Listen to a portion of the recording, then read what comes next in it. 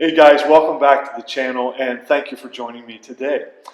I am John Zombro and I'm here with the Lifetime Athlete with another one of our physical therapy basic shows. I'd like to speak today about breathing and go over some aspects that can help you improve your breathing and how you utilize it when you're training and recovering and competing. So first of all, if we take a quick look at the mechanics of respiration, we know that when air enters the airway into the bronchial tube and filling the lungs, that we have an expansion in the thorax. This pushes down on our dome-shaped diaphragm, which separates our thoracic cavity from our abdominal cavity, pushes downward on the guts, and at the very same time we have an upward expansion or pump handle effect of the sternum, a bucket handle, three-dimensional expansion of the rib cage. And as those visceral contents or guts push downwards, the pelvis will orient to accept them.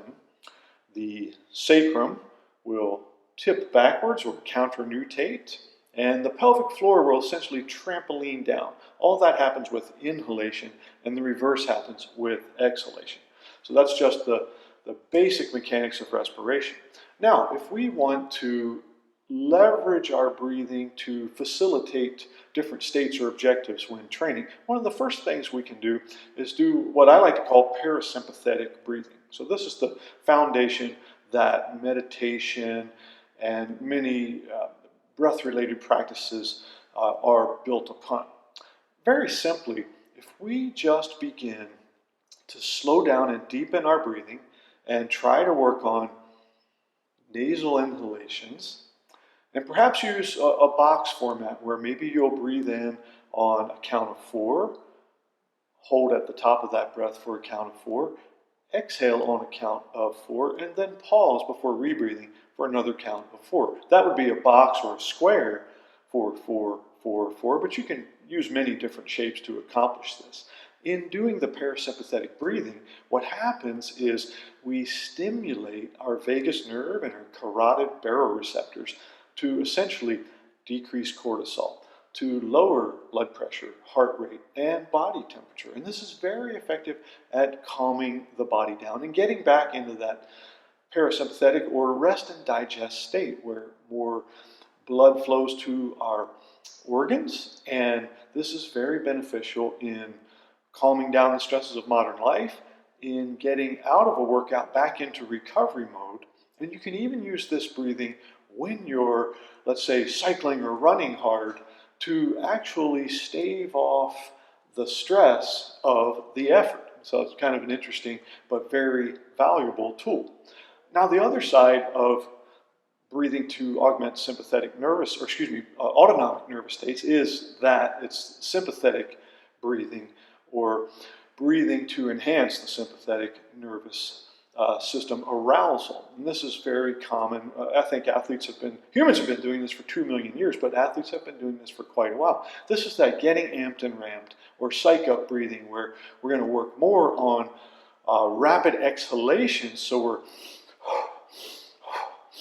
and many of you will recognize this as popular these days because of the Wim Hof method and Wim Hof's work in helping to make the body more tolerant of stress and more activated.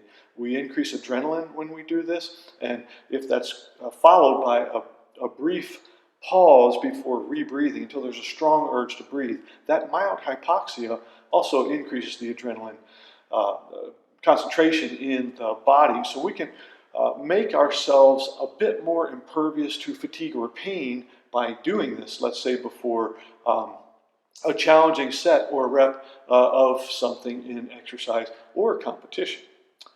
Now, another way to look at breathing is also for stabilization.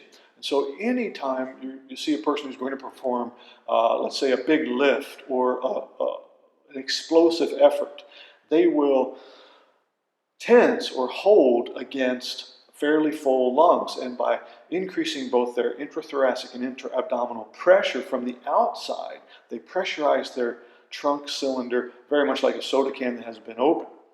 Also, because they tense, the muscles tighten like guy wires and again increase rigidity and stability and decrease movement variability in the body. Sometimes we want that, particularly, let's say, if you're doing a heavy lift such as a deadlift. Now, finally, we can also utilize breathing to enhance mobility, because with inhalation, the body undergoes an expansion strategy which typically unlocks the joints and allows for greater range of motion. You can simply test this by either exhaling or holding your breath and trying to reach overhead, or inhaling and noticing the freedom with which your body moves. So these are just some simple tips to help you leverage your breathing to get more out of your training, recover more quickly, or be a bit more powerful or explosive in competition. So that's all for this time, folks. Thanks for joining me. This is John Zombro, signing off from The Lifetime Athlete, where, yeah, you can become animal fit and you can unleash your inner beast and unlock your athletic potential. Have a great day.